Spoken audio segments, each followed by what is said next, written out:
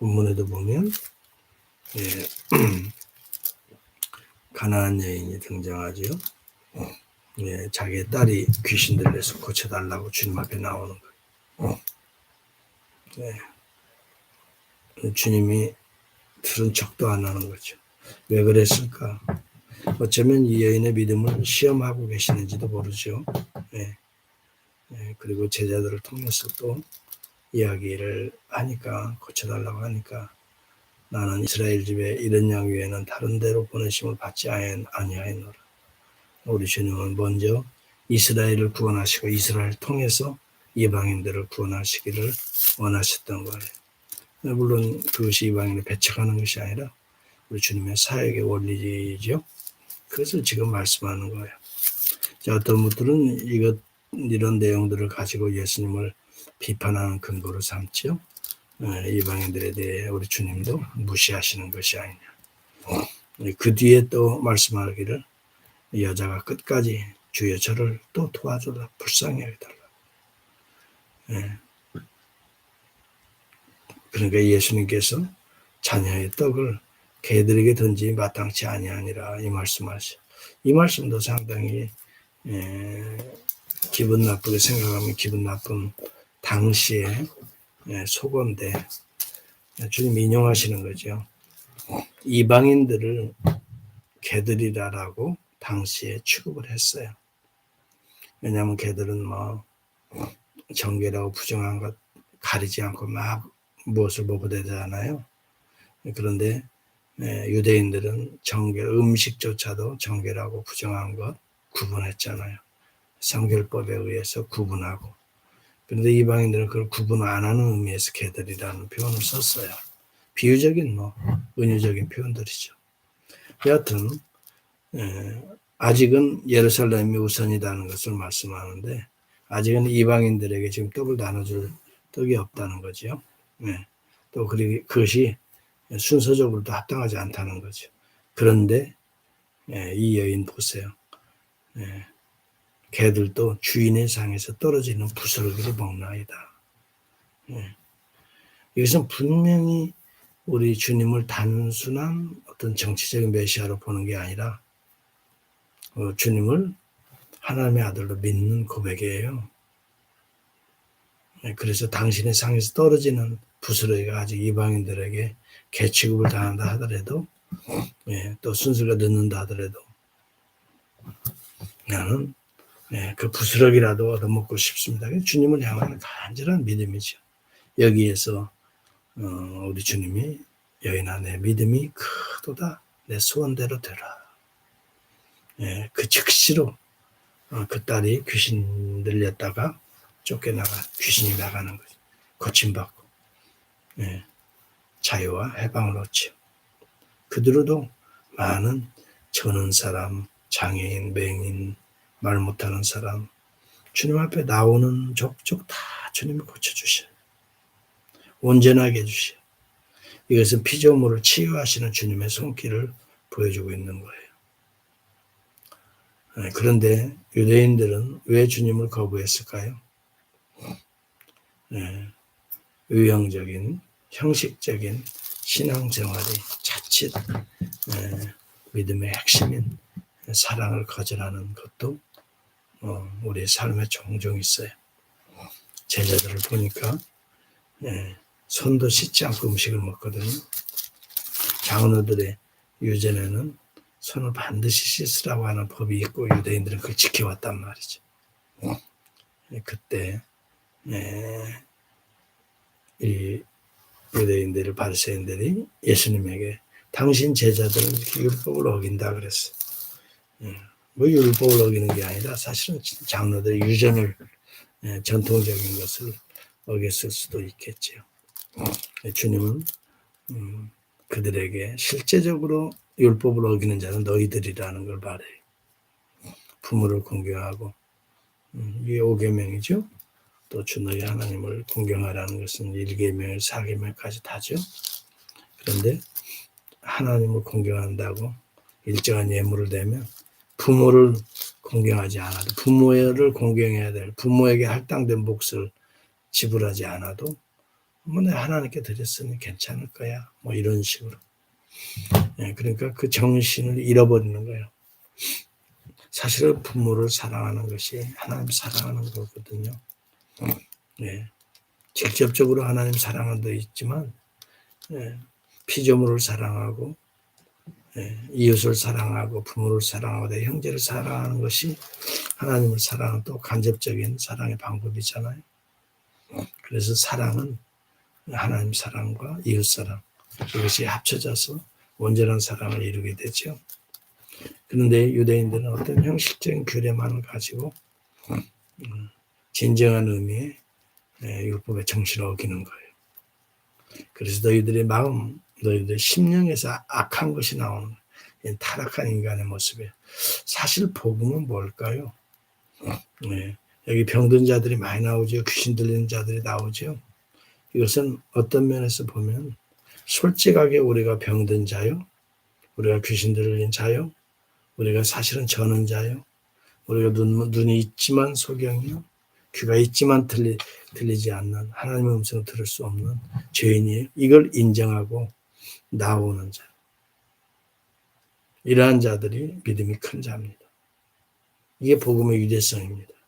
이것은 이방인들이든 예루살렘에 있었던 유대인들이든, 네, 오히려 유대인들은 자기들은 유형적으로 예배 행위가 있다 그래서 하나님을 사랑하고 이웃 사랑하는 것으로 착각하는 거예요.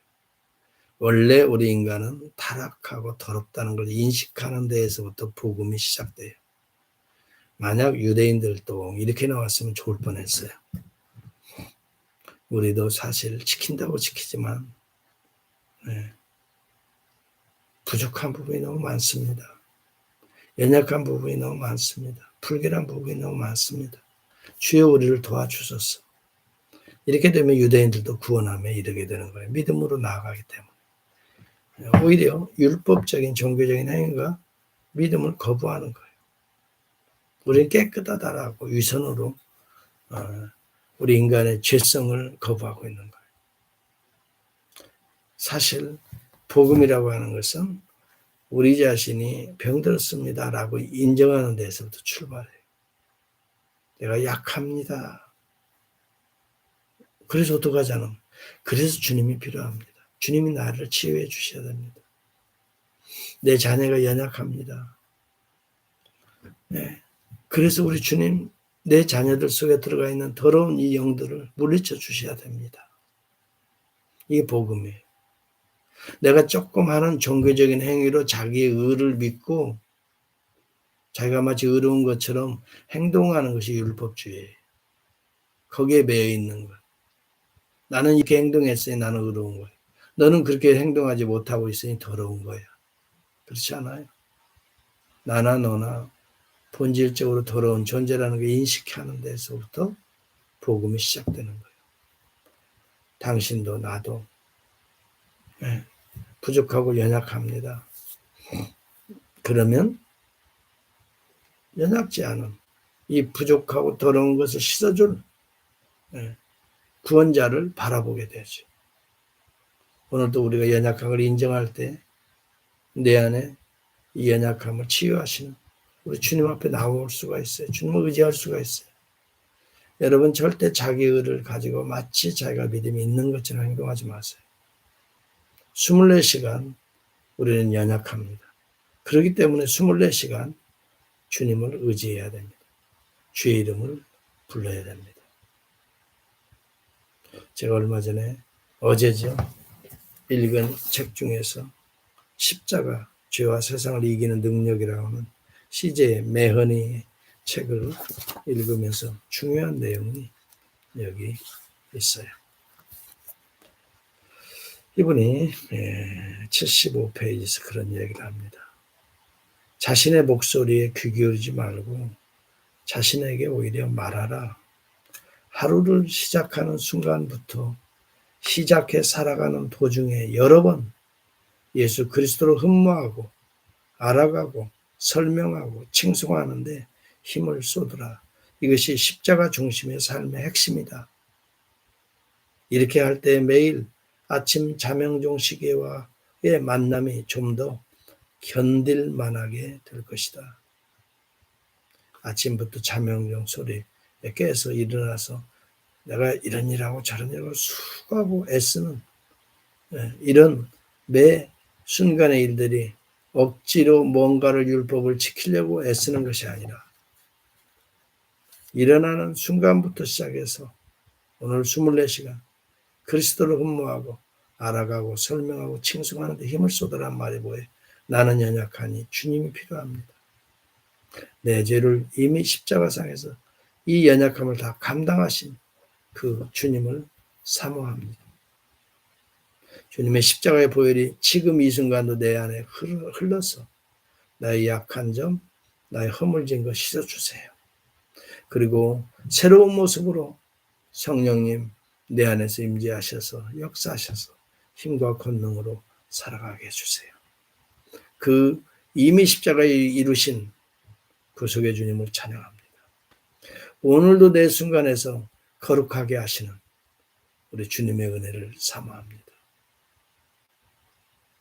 오늘도 이 십자가의 복음의 위대성을 노래합니다. 하면서 매 순간 주의 이름을 부르라는 거예요. 그리고 주님을 더 깊이 알아가라는 거예요. 그리고 주님과 손잡고 동행하라는 거예요. 이것이 십자가의 중심의 삶의 핵심이다 이야기를 하고 있는 6장에도 보면 십자가 중심의 하루를 그러면 어떻게 살아가야 될 것인가를 구체적으로 소개하는 내용이 있는데 여러분 우리가 율법적으로 사는 사람은 피곤해요. 어떤 것을 정해놓고 규칙에 따라서 손을 씻었네 안 씻었네 따지지만 그것을 따지는 마음이 벌써부터 비틀어져 있다는 거예요. 이미 기준적인 우리의 기준이 사랑의 기준이 아니고 율법의 기준을 가지고 판단하고 편견을 가지고 비판하고 또 부정적으로 살아간다는 거예요. 그러나 우리 안에서부터 십자가가 보혈이 흐르면 내가 재단하는 그 자체 비판을 받지 하지 말라. 비판을 받는 그 비판으로 너 자신이 비판을 받을 것이다 라고 하는 복음적인 내용으로 내 자신을 비판하고 오히려 내 자신의 약점을 발견하고 나도 넘어질까 조심하고 오히려 내 안에 우리 주님 더 강력하게 모시고 의지하고 오늘도 긍휼과 주님의 자비와 사랑으로 오히려 내가 약한 자를 이렇게 세워주고 비난하고 정죄하는 것이 아니라 제자들을 고소하는 것이 아니라 우리 주님같이 그들을 품에 안고 마음에서 나오는 것이 악한 생각과 살인과 간음과 음란과 도적질과 거짓 증인 비방 이런 것이 우리 마음에서 도사리고 있잖아요. 여기에 걸리지 않는 사람이 어디 있어요? 씻지 않은 손으로 음식 먹는 것보다 더 더러운 것이 우리 마음에서 있잖아요. 이걸 보혈로 씻고 이걸 인정하란 말이에요. 그리고 오늘도 주님 필요합니다. 부스럭이라도 주십시오 하는 이 가나안 여인과 같은 그 믿음, 이게 대단한 믿음이란 말이에요. 부스럭이라도 주십시오. 주님 2000년 전에 십자가에 그 부스럭이 은혜라도 주십시오. 그런데 이 은혜가 부스러기가 아니에요. 주님에게는 부스러기일지 모르지만 우리에게는 우리의 생애를 바꾸는 우리 자녀들의 생애를 바꾸는 엄청난 기적의 떡조각이에요. 주님에게서 떼어지는 한 떡조각이라 할지라도 그것은 우리 인생 전체를 바꾸는 은혜 생명의 부스러기의 떡이에요. 우리가 이런 믿음을 가지고 오늘도 살아갈 수 있기를 바랍니다. 자기의 의를 가지고 살다 보면 피곤합니다. 그러나 주님의 이미 이루어 주신 주님이 2000년 전에 이루어 주신 십자가에 흐르는 그 하나님의 의를 우리가 사모하면 우리는 얼마든지 오늘도 우리의 약점을 극복할 수 있고 우리의 더러움을 씻을 수 있고 죄와 사망과 저주를 넘어서서 큰 은혜의 대양으로 나아갈 수가 있게 됩니다. 오늘도 우리 주님의 은혜를 사모하면서 십자가의 은혜를 감사하면서 노래하면서 서로 용서하고 씻어주면서